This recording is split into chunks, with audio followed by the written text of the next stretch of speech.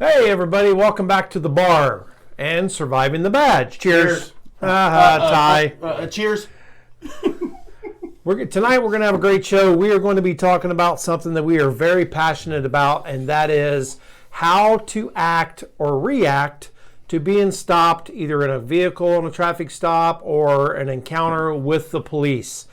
There's so much going on in this nation today where everybody's blowing everything out of proportion and everything. But anyway, we'll get into all of that along with our beer moment, talk about the sponsors and everything else. It's going to be a great show. It's probably going to be a pretty heated debate, which I look forward to. Hell yeah.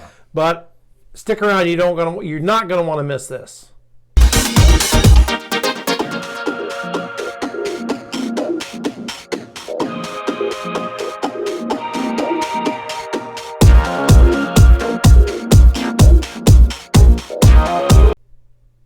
All right, hey, are we going to do beer moment first? Yeah, let's do beer Since the moment beer is first. warming up? Yeah, it's warming up. Okay. You know, and we are recording. It's St. Patrick's Day It time. is St. Patrick's Day. So Ronnie's already turned his beer green. Mine was green. I don't know what you're talking about. It was green when I poured it. Tonight we are doing Bear Republic Racer 5 India Pale Ale. Bear Republic is out of California.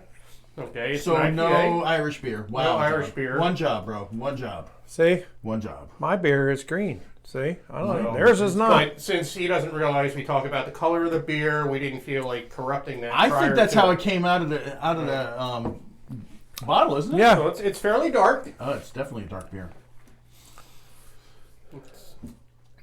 It's an IPA, but it's a nice flavored Smooth. IPA. It's not super it's hoppy. Not bitter. It's not hoppy. I like it. Not a huge fan of IPAs, But I but could definitely that's a good. drink. I'd like to have that beer. Okay. I would give this for an IPA. For an IPA, I'm going to give it a 7.5. Okay. I'll give it a 6.5. Yeah. Yeah, 6. 'Cause I'm not an IPA guy. Unless it's Voodoo Ranger. And So, now, John, you're going to show everybody how to make green beer? yes, put green food coloring in it. That's all it takes. Yes. St. Patty's Day. So happy St. Patrick's Day, everyone. Then you may have to stir it up a little bit. Use my butter fingers. Some of you understand what that means. Yeah, you just Kind of swirl like that. Butterface. There you Oh, go. there you go. Nice green beer. That's why I'm wearing my flat cap, my Ireland polo shirt. Oh, and you will notice there, ladies and gentlemen, that we have green on. And I was preparing for a fishing trip. And Mr. Camille, who is Irish, I am not. Names to be. I'm or Scottish, Belgian and Scottish. So, whatever, close yeah. enough. Right. I'm I'd going to be get... belching if I was Scottish. Right. Oh. So, what's the tradition that St. Patty drove the snakes out of Out of Ireland. Isn't snakes a? It's not real snakes. Weren't they actually talking about a group of people? No. We drove. There are literally no snakes in Ireland. No, I know that, but I always thought it was. Yeah, he drove the snakes They- out, but the snakes are not snakes. They represent, like the Catholics or the Protestants or the. No, okay, never mind. I'm not Irish, obviously. Sorry. Obviously. All right, let's do our. All right, today. Moving on. So, as of March 16th, St. Patty's Day, we have 18 fallen officers in the line of duty, and the spotlight that we have today is Detective Sergeant Griffith of the crap. I didn't have it. So he responded to a disturbance at a convenience store, and when he got there, one of the individuals in the disturbance had a felony warrant and just a really bad hombre, and he started firing at the detective and another officer, shooting both of them, and the detective sergeant passed away in the gunfight. So here is to Detective Sergeant Griffith. Rest in peace. Rest in Rest in peace, peace. Sergeant. Salute. That was God Missouri, bless wasn't it? you and your I think it was family. Missouri. Was it? I Okay. think so. Yeah, I tried. I copied it, and I Actually, don't know why Camille, if you look at the screen, the monitor, your stripes actually look green, Hey, even though they're not. they're not. Hey, they totally are. It's a reflection off my shirt. All right. You'll have a green tongue after you put the stick on. Yeah. Right. So tonight we're going to talk about something that's near and dear to my heart. And every time I see these news broadcasts and everything, about cops doing this or doing that or whatever, I would say probably, in my eyes anyway, 95 to maybe 98% of the time, you can see the person who's being contacted either stopped in a car or whatever, just doing the wrong things. Just, Right. They're hiding their hands. They're lunging for something inside the car. They won't roll the windows down. They're refusing to talk to the cops. I don't have to talk to you. It's my legal right. I don't have to talk to you. I'm not driving. these, I'm traveling. yeah. All of these things put the temperature of the stop from here, just, okay, it's just another traffic stop, no big deal, to here. Right. And there's no reason for it. You know, if you just comply with the lawful orders that you're given, and I'm not saying 100% of the time. There are some bad cops out there, guys. Just like there's bad doctors, lawyers, whatever, judges, YouTube viewers. politicians. No. Right. I mean, there's bad people out there in every profession, but like I said, over 90, probably 80, 98% of the time, it seems to always be that they're not wanting to comply. Well, 100% of, I'll make it 99.9, because yes, there are some bad situations, but almost 99.9% of all the incidents where cops respond to resistance, it's because of non-compliance, and that's where most of these shootings come from. Cops shooting people. Yes. Yes. It's because they fail to comply. You've got to comply. It's a simple order. You don't want to give them your license and registration. They say, okay, get out of the car. And you say, I don't have to get out of the car. You are do. now resisting. You're committing a crime. You are now resisting. And they, by law, at least in the state of Florida, they are allowed to use that force which is necessary to perform their lawful duty. Now let me ask you, what do you think the chances are? And I'll use a personal, not chances, but isn't it important also that the officer not overreact? Absolutely, And they should maybe explain themselves as opposed to just continuing to yell. Like we talked about the Memphis case where the guy was beat to death, and that was obviously the officers totally over way. Right. I mean, they were in the red zone, which we should always operate at least in the yellow zone. And we did that show, and we talked about it and everything We said else. the cops were wrong. But what started the whole thing? No, I get that. Failure to comply with the lawful order in the very beginning. There's still debate as to whether it was a valid contact, whether there was probable cause to make contact. They haven't released why they made the stop and all that. But I can almost guarantee you, if he would have complied with the initial order of the cop, most likely, in all my thoughts anyway, it would not have gone into that.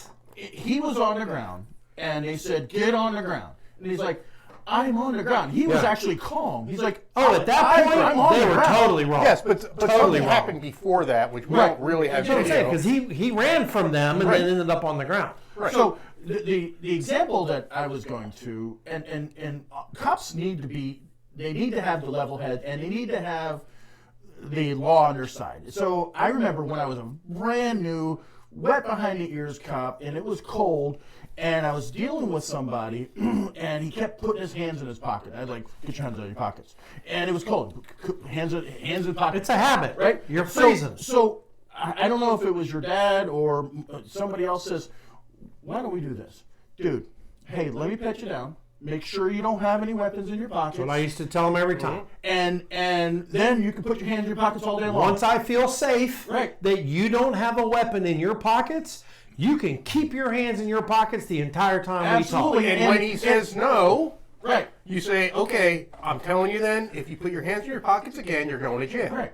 Right. What Because I'm now you're also telling me you probably have something in there I'm not, you don't want me to Right. find. But what I'm getting at is it's incumbent upon officers to realize that this is a natural thing. It is. Putting your hands in your pockets. It absolutely And it is. might not be an aggressive move. People Right. put their hands in their pockets. So let's be smarter about it, and then we can nip a lot of this stuff in the bud. But that's if you have time. And here's another issue that I remember.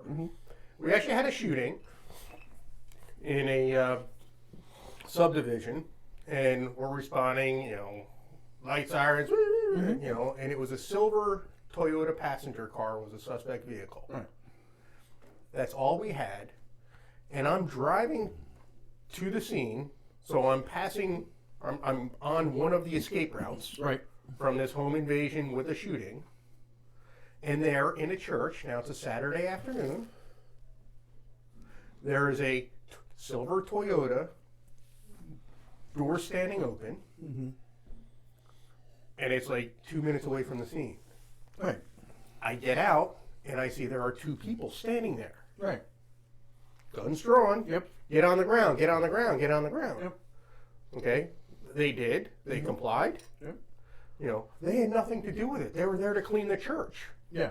But you had reasonable suspicion. But you don't know what the cop knows, Right. and the cop doesn't know what you know.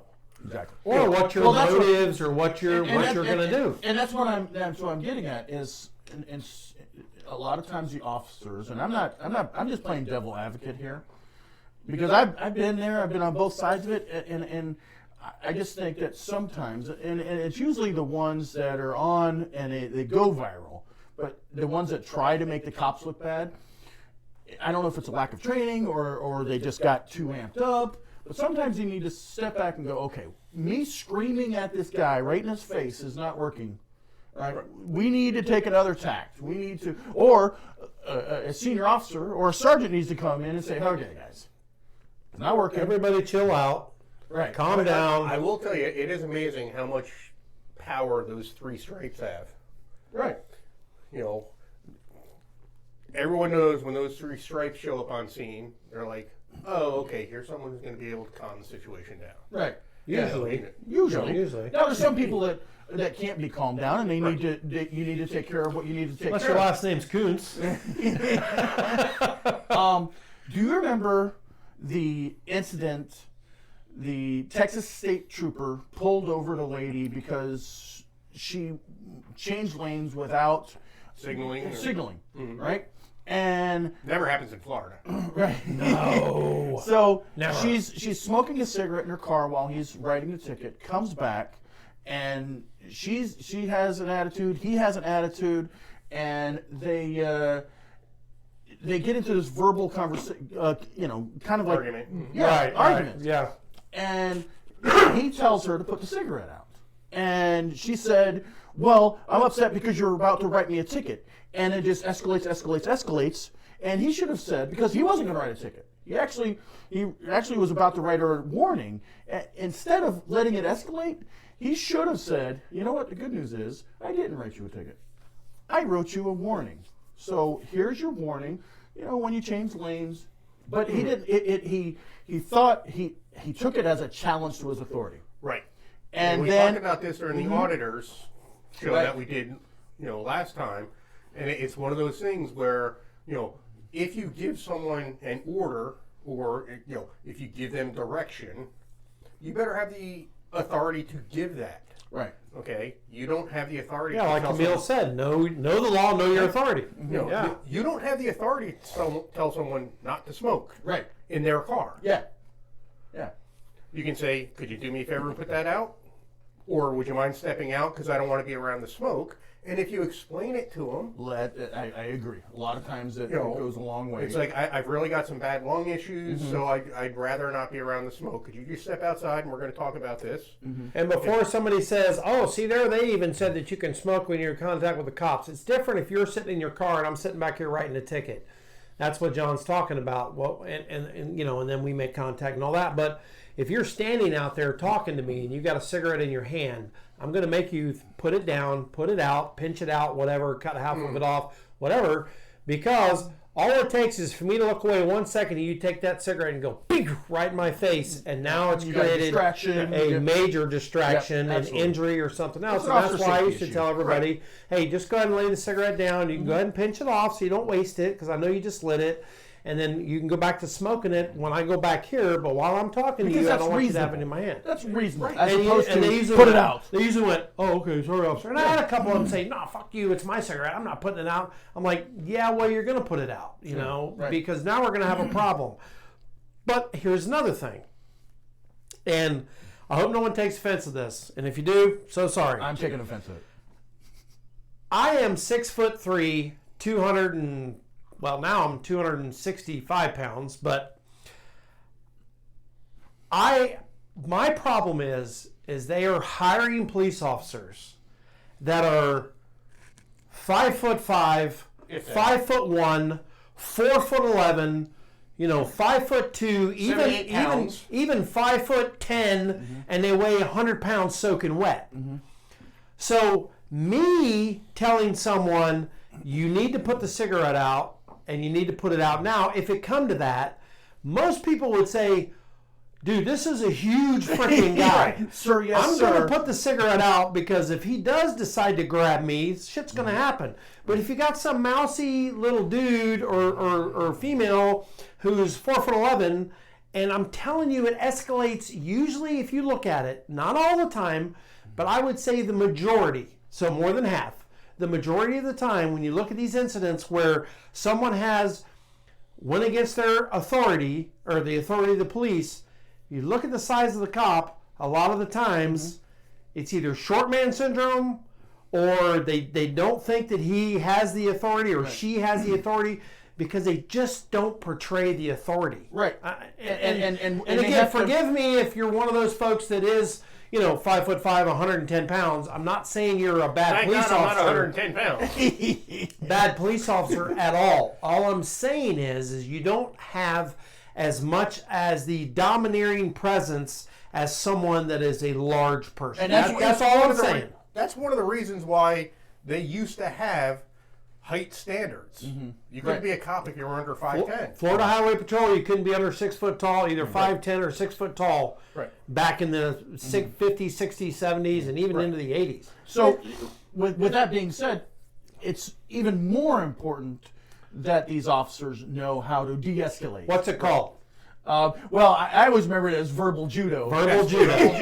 There you go. And that's the whole thing. I was actually just about to bring that up. And if you don't know what the hell verbal judo is, you need to freaking look it up and watch some freaking YouTube videos and learn some verbal judo. It will get you out of the shit. But 90% of the time, if you have time, explain to the people why you're asking them to do that. Right. Tell them, you doing this makes me feel unsafe. Yeah. That's why I'm asking you to do that. Yeah, put yourself in my shoes. Right. If you were wearing this badge and standing there, and you had your hand stuck under the seat, and what would you do? No, You're like, oh yeah, you're right, man. I'm sorry, my bad. I always told people, I'm like, hey, if I suspected there might be a weapon in the car or on the person, I'm like, hey, do you have any weapons on you? I don't have to answer that. I don't have to answer that. Okay, well, here's the deal. I have to have the most weapons on scene when I'm dealing with people, and I carry one. So I have to make sure that you don't have the same amount. Or more. I just need to make sure of that. That's all I care about. Right. And I would handle it different ways with different people. Sometimes I would be like, Totally agree. okay, do you have any weapons? I got one in the glove box. Okay, step out of the car. You want the registration? Don't worry about it. Step out of the car. Right. I'm breaking out the globe. Oh. The No, you're right, globe. because those are the guys we don't really have to worry about. The person who has one in their glove box, who says, "Officer, I have one in my glove box," Well, or sometimes I if have I one ask. on me. Right. Right. Those Exactly. are not people we really. Right. Those Okay, are where is law-abiding it? citizens. Where is it? It's on my hip. It's on my ankle. Okay, here's what I'm going to do. I'm going to remove it. You're perfectly fine having it. I don't have a problem with that. But like I said, I want to have the most guns when I'm dealing with you. Right. So I'm going to take it. I'm going to walk back to my car, put it in my car. Please remember to remind me to give you your gun back. Right. And I will give it back to you unloaded. Yeah. And Once I leave, feel free to load that weapon back up. You know, as long as you have a permit for it and all Right, that of course, stuff. yeah. Which we may cover that later on because we may be going into concealed carry, or constitutional carry here in Florida. Absolutely. I hope so. But before we get too far into the show, because this is something I want to bring up, though. You know, we're talking about how to deal with, you know, how to interact with police. Mm-hmm. You know, I'm tired of hearing about the talk. Okay. Okay. What is that? What is that? The John? talk, and you hear this mostly from liberals, of, you know, persons of color. Okay. Okay, who say, I have to have the talk with my children about what to do if they come in contact with law enforcement. Right. Okay, if you have to have the talk, you didn't do your job as a parent. Right. Right. Okay, Absolutely. If your child doesn't know how to behave in the presence of a law enforcement officer, that's your problem. You screwed up. Yep. Because there is no need to have a talk if you have a well-behaved child. Yep. If you have a child who understands how to respect law enforcement, Passing the globe. you know, he's got the whole world In his hand, he's got the whole. Okay, anyway. right. So anyway, I agree with you, John. so you don't need to have a talk if you raise your kids. Right. And I'm tired of it because cops are not like that. It's the knuckleheads who are out there that are like that. Let me ask you this, John, since you're talking about that. You ran radar a lot. You ran radar a lot with me, doing traffic stops. Radar means speed enforcement. Mm-hmm. You clock a car, what's the furthest on a straight road, flat, straight road with no interference, no other traffic? What's about the farthest you could clock a car on a good radar unit? Not laser, radar. Just roughly, it doesn't matter, just rough. I mean, depending on the situation, you know, perfectly flat road. I mean, that's what I said. You know, I mean, probably a football field or more. Yeah, half Yeah, mile. I was saying, you know, A half 100, mile. 100 yards, 200 yards. No, you can do a half mile at easy half If mile. there is no other traffic. That's what I said. I know. That's what I said. So yes, let's say quarter mile, absolutely quarter mile. Okay. Can you see inside of a car that is driving toward you, day or night? Day, because at night you can't see shit in a car. During the day, can you see inside a car from a quarter to a half mile away, even from a damn football field away, and tell what kind of race and sex that person is driving that car? Not at all. Hell no, you cannot. And I don't know how many times officers would call me to the scene and say, oh, they say I'm stopped them because they're of color, Right. black or whatever.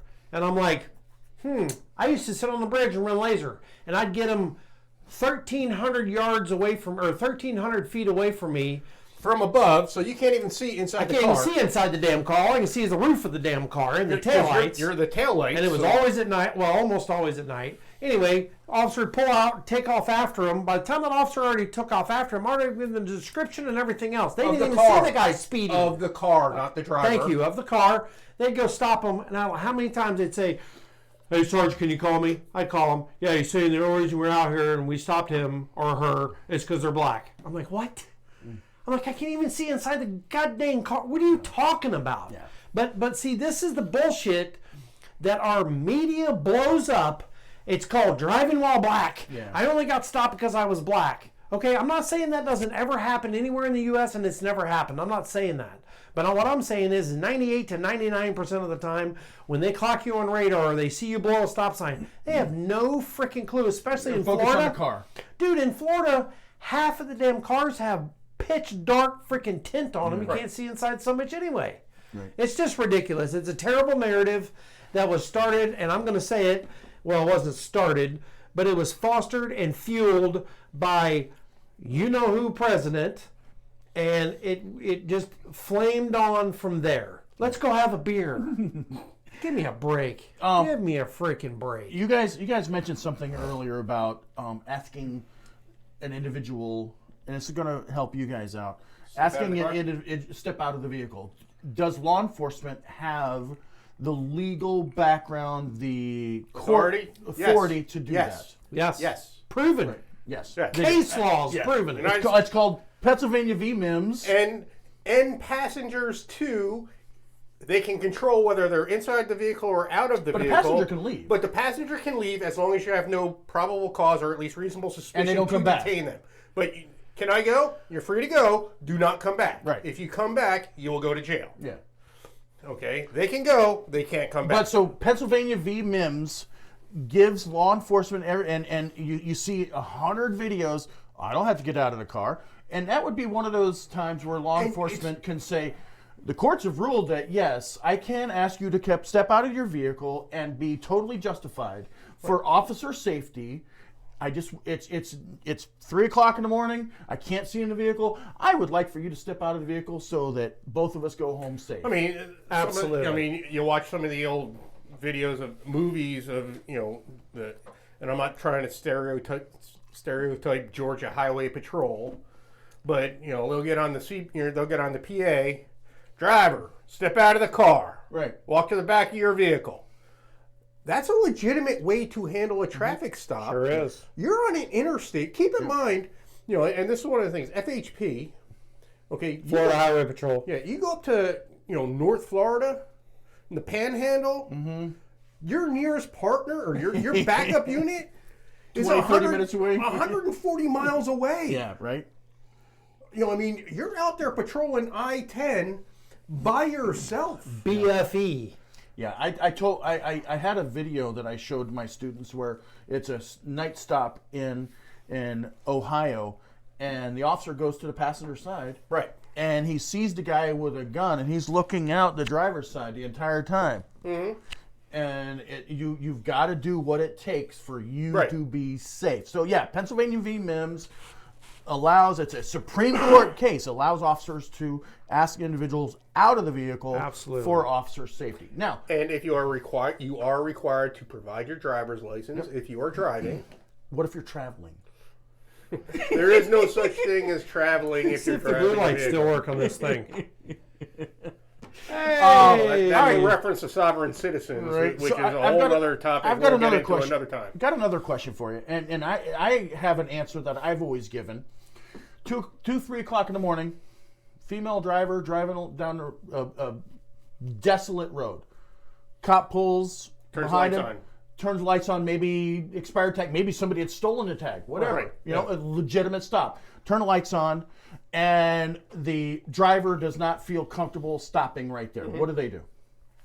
Well, usually you would try to at least acknowledge to the law enforcement officer, I'm aware you're behind me. Right. And then drive slowly. Mm-hmm. Maybe turn your hazards on. So I see the blue lights behind me. I'm letting you know it's there. I'm not evading. I'm not evading Not you. fleeing. I'm driving slowly until I can get to a safe location. And any cop who does not accept that as a valid safety concern should not be a cop. Yep. Okay? That's exactly what I tell them. I say, put your flashers on and drop your speed by 5, and roll down the window, wave, Right. like, I know you're Give 'em there. a thumbs up. Something. Yeah. Thumbs up. I acknowledge you're there. Okay, and the officer should be saying, get on the radio and say, we're now doing 45 and a 50. They've acknowledged. they've by acknowledged turning all the way they flashers apparently don't feel on. comfortable on this roadway. I'll absolutely. let you know when we finally have a when stop. we finally stop. And then you know what? If the cop starts blaring his siren, coming up on you, looking like he maybe is a Gonna little pitch at antsy, 35. call freaking 911 and say, I am attempting to be stopped by a police officer on whatever it is, I-4 or whatever it is, and I do know he's trying to stop me. I am trying to pull into a lighted location where there are people because I just don't feel safe stopping on the side of the highway. Because there are a lot of police impersonators, not a lot, but there are police There are impersonators Enough to worry out about. there. Absolutely. Okay. Absolutely. But again, you're talking about a routine traffic stop. right. Which is fine. Part of the problem is sometimes, we get a bolo. Mm-hmm. Be on the lookout. Right. Be on the lookout for this vehicle, and we only have a general description. Right. So going back to the silver Toyota I talked about earlier. Well, I'm behind a silver Toyota right in the area. Mm-hmm. that's all I have, it's fleeing the scene or it's leaving the scene. Do I have a reason? Do I have reasonable suspicion to stop this silver Toyota? Sure do. Yes, I do. Right. Okay, but you don't know why I'm stopping you. So I stop you and I approach your vehicle and you're like, "Why you pull me?" I'm like, Let's explain it. "Show me your hands," because I'm looking for a home invasion suspect. Right. Absolutely. So so if you turn your hazards on and acknowledge me and continue driving, I'm not going to be, "Oh, that's fine." So part of it is, like I said earlier, the cop doesn't know what you know, Right. and you don't know what the cop knows. Yeah. And So and- basically- and- go ahead. I'm sorry. One of the things I was talking about earlier with law enforcement needing to know more and do what they can to ease the situation. I teach traffic stops in my school, my class, and they come up, and they are almost robotic when they're talking to these individuals. And I tell them, I say, talk to this person like a person. Conversational. Hey, sir, I'm Officer so-and-so. Can I have your license registration? What'd you stop me for? You know what? Hey, as opposed to being robotic about it. It's I feel that it's important that our officers, when the fecal matter hits you, absolutely you got to take care of business. I get that. But we got to talk to people like they're people. I agree, but we also got to stop coddling. No, I'm not talking coddling. I know, but a routine encounter. I understand that, but I'll go back to during the Obama administration, we had 5 or 6 deaths in Orange County, Orlando, from tasers or as a result of a tasing. Right. Okay, so Obama sent in the Justice Department to do a study to find out, are they using tasers too much and what's going on in there? Are they using it wrong? They found out tasers were not being deployed enough. Right. Because they were coddling people. Officer would say, "Turn around, put your hand behind your back. Turn around, put your hand." "Sir, please, please, please." When they should have just went hands on. I tell my students along those lines, I say, ask them, tell them, make them. Do it. Yeah. Ask them, tell them, make them. And I still the say first part. that The first part is the conversation. Hey, you know what? You have a warrant. You're under arrest. Well, fuck you. I'm not. Well, then I'm making you do it. Yeah. So ask them, tell them, make them is what I. Yeah, say. I mean that's fair. But the point is, you don't have to ask him. Right. Exactly. Yep. And that's I what- still say that the Daytona officer that was killed last year, that the initial contact, he was too nice. He allowed the suspect to get too close because he was being too nice, because he was scared to death. You can guarantee he was scared to death of a complaint because he told the guy, "No, stand over there where I told you to stand over there." And the guy got too close. Bam, pinned him into the door. Now the fight's on. The gun comes out. Boom, boom, boom, boom. Now the cop's dead. Yeah. I'm telling you, You've gotta we're be- being too freaking nice out here. Everybody says, "Oh, they're shooting everybody." No, they're not. They're being too freaking nice. You got to find that. You got to find that happy medium. And there is a way to do it, and I'm telling you right now, that's what needs to be trained. Not this BS that they're training in the academy. It's how to deal with the human aspect of the job. Yeah, my mom was a correctional officer, and her favorite line is, "You're going to do it our way, or you're going to do it our way with pain." Right. I mean, it's very simple. Just do what the officer says. I would tell people. I mean, I've dealt with some bad big dudes. Right. And you could start seeing when they're thinking about, we're gonna fight, or I'm not gonna comply. I'd be like, here's what's gonna happen tonight. You're going to jail, okay? And we may fight, and I'm gonna call all my friends. I got a They're bigger gonna gang show than up. you do. And you're gonna go to the hospital, then jail, or you're gonna go to jail. Right. Yeah. But at the end of the night, you're going to jail. Yeah, So exactly. what do you want to do? Or prison. Yeah. Or prison eventually if you hurt me. Yeah. I'm just, it's your choice. So All right, All right, guys. guys, let's talk about our sponsors real fast because they are very important to us. Our sponsors are Kristen and Tom Clem Realtors. They are absolutely fantastic. If you're ready to buy or sell a home in the Central Florida area, please contact these folks. Their information is down below in the comments. And while you're down there, make sure you like and subscribe to our channel. And also Clem and Company Property Investments. The number's right there on your screen. It's also in the comments below. If you're ready to sell that piece of property or that home, you're just tired of messing with it and you just want to get the hell rid of it, please call Tom. Tom is a veteran Marine. Kristen is a veteran school teacher who is now doing this full-time in the real estate market. Please call these folks. They'll take care of you. And last but not least, Kenny's Grocery, located 1792 and French Avenue in beautiful downtown metropolis of Orange City. Over 500 wines and beers, mostly beers, in this place. If you can't find it at Kenny's, it probably ain't worth drinking because they are awesome. We appreciate them very much. I was just in there today. We had a couple comments on a couple of our last shows that said that folks had went in and bought some stuff from Kenny's. Tried some of their beers because they saw it on the show. So listen, guys, we really appreciate every one of you very much that have subscribed to the show, that watch the show. You guys are what's driving this show. We did a show last week. One of our viewers commented they'd like to see us do a show on this or that. We did a show on it, and we gave them full credit in the show because, you know, we run out of ideas too, guys, and there's nothing on the news, you know, that's huge right now. We need help, you know, finding a good topic that covers. We want to know what you, the viewers... They're always that act of war. Right, yeah, no shit. We want to know what you, the viewers, want to hear. We want to do shows that interest you, that you want to hear us talk about, and you want to hear us discuss. That's why we're here, having fun at the bar, having a few beers, talking, you know, and getting into it. We love it. We love that you are joining us at the bar. Absolutely. For our just bar moment. Shooting the shit bar moment. So, listen, we very much appreciate each and every one of you every week for watching the show and all of your likes and subscribes. Thank you very much. And just remember, at Surviving the Badge, we still got your six.